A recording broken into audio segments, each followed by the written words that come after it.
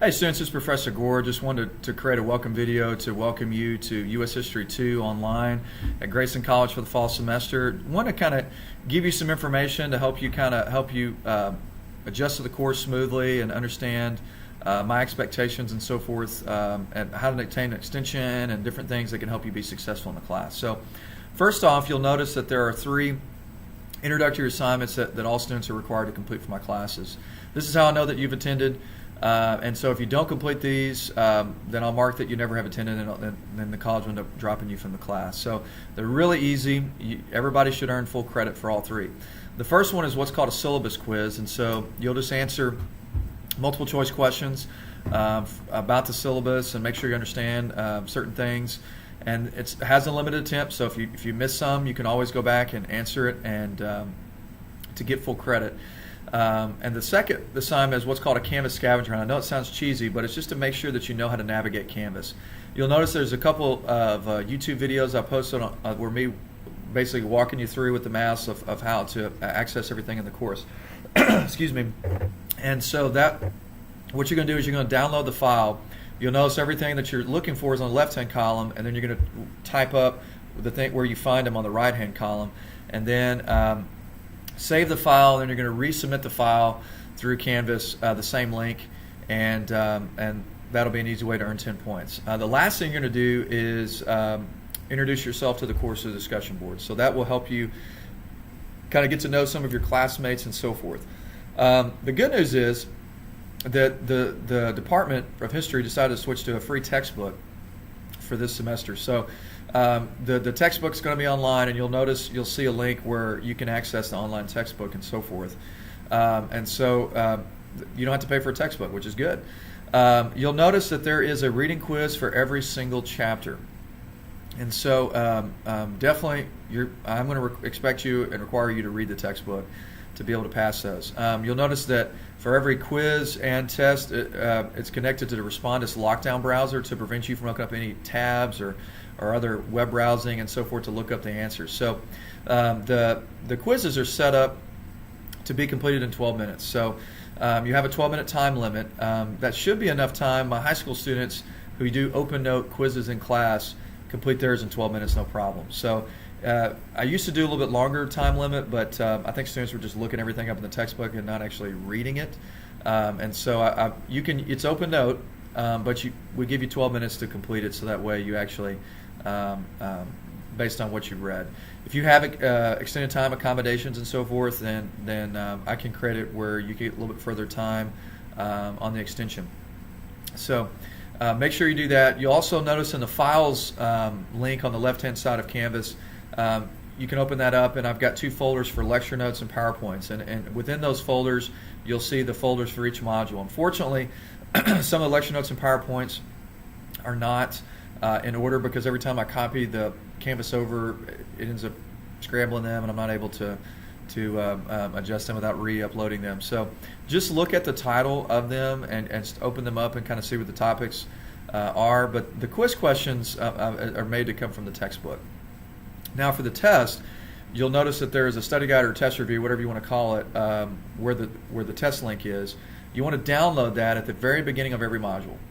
And this will, I think, really help students be successful, and it's helped a lot of my students over the years be successful, is as you're reading the textbook throughout each chapter, any concept that you see on that study guide, you want to either type up or write out anything you find in the textbook. Okay? And so as you go throughout, the 4 or 5 chapters in the module, by the end of the module, you've got basically almost the whole thing filled out. Any other concept on there that you didn't find in the online textbook, look in my lecture notes and PowerPoints. Okay? And you can find things. And then anything else that you cannot locate, shoot me an email. My email is gorej@grayson.edu. You can also send me a Canvas message, and it sends to my email, and so I can respond to you. So any concept you're not able to locate, let me know, and I'll be happy to explain it via email about that concept. So that has helped a lot of students be successful over the several semesters, and so definitely want to encourage you to do that. There is a time limit on the test as well. It is connected to Respondus lockdown browser to prevent you from just looking up all your test questions, and it kind of provides some accountability for academic honesty. You'll notice that there is 3 film assignments for the course. Um, do not wait till last minute to complete those assignments. You definitely want to make sure you start on those early. For U.S. History 2, they're PBS documentaries, and so I posted YouTube links where you can actually access those for free. And so sometimes they get taken down because of copyright issues. Just look for the film assignment title, whether it's The Forgotten Plague from PBS or Freedom Riders and so forth, and somebody else has posted it for free. So that way it doesn't cost you anything. And you'll for the first 2 film assignments, you're just going to write a minimum of a 2-page reflection of basically what you learned. How does it compare to your textbook? How did it impact you? You look at those questions I posted on the assignment, and that will help you know what you're supposed to write. For the third film assignment, you're going to pick a presidential biography from PBS, and you get to pick. It's a lot longer. And so you want to make sure that you don't wait till last minute to complete that. And so, like the FDR one is long, the Kennedy, LBJ, all of them are over a couple hours long. So you want to make sure you kind of watch that throughout the week, and you'll answer questions based on that I've got posted.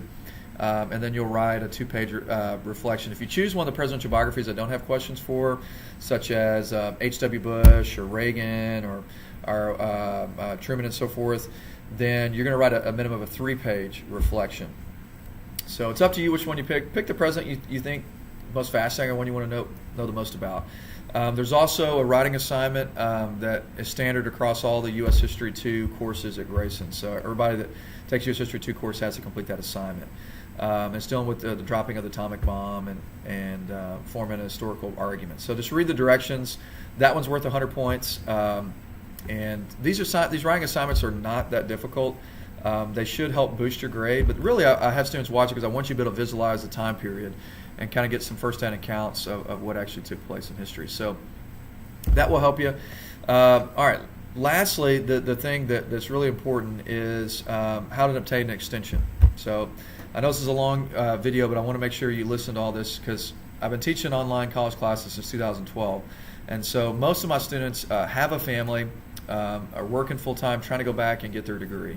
And so it's not a matter of if, but when you're going to need an extension. So don't hesitate to contact me if you're in a situation where you really need an extension. So there's 4 things you need to do to obtain an extension. First is email me or send me a message through Canvas before the assignment is due. Okay, so you've got to do an assignment due on Thursday. You realize you got called in for a double shift at work. Contact me Thursday morning. Even if you don't have access to your computer, almost everybody has a smartphone now. You can send me an email through your smartphone device. Second thing is you want to ask for an extension. Third thing is you want to tell me what's the reason. I got a sick child at home. I'm ill myself, or I had to take somebody to the ER. I'm taking care of my ailing parent. Whatever it may be. Just tell me what's going on. And lastly, tell me when you're going to have it completed. So let's say the assignment's due on Monday night. You got to travel out of work. You're not going to be able to get access to a computer. But, hey, Professor Gore, I'm going to be back on Wednesday morning. I'll be able to complete it Wednesday night before midnight. So just to recap, you're going to contact me before the assignment's due. You're going to ask for an extension. Tell me what's going on. Then lastly, tell me when you're going to have it completed. And so I'm very lenient with students as long as you do those things. If you wait till after the assignment is due, then you're going to need to provide me documentation that it wasn't in fact an emergency. I've had students over the years in situations where it truly was an emergency. There's no way they could have contacted me. Life happens. So, but they've been very helpful on sending me a picture of like ER discharge papers or like a funeral program. Because when you're dealing with the death of a loved one, the last thing you want to think about is your coursework. And so I've had students who have given birth to a child during the course of a semester. So obviously those are extenuating circumstances and would extend them for you. I just need proof that if you wait till after assignment's due date is passed, that that your story is actually correct and truthful. So try those things, and then don't hesitate to contact me. I know being an online class, it seems like wow, I don't get to see interact with my professor and so forth.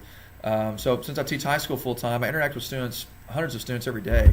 And I love interacting with people. But send me an email. Let me know any questions that you might have, anything you're not sure about, and so forth. And so I have a 24-hour response time Monday through Friday, but even on the weekends I usually respond as well. So let me know anything that I can help you with to be successful in further your education. One thing I do encourage you to do is 2 things. One, read the study tips posted in the announcements. And then secondly, I really advise you to work ahead in the course if all possible. Try to get a week ahead. Life happens. You have stuff for your children. You have stuff for work. You have other courses that may take a lot of your time. If you work a week ahead in the class, what that does is, for when you have those really busy weeks, it kind of gives you some grace to fall back on, and that way you don't get behind the course and end up getting zeros for assignments you didn't complete by the due date. So try to work ahead if you can. And with the online free textbook, there's no reason why you can't read that and complete your first chapter's assignments on time.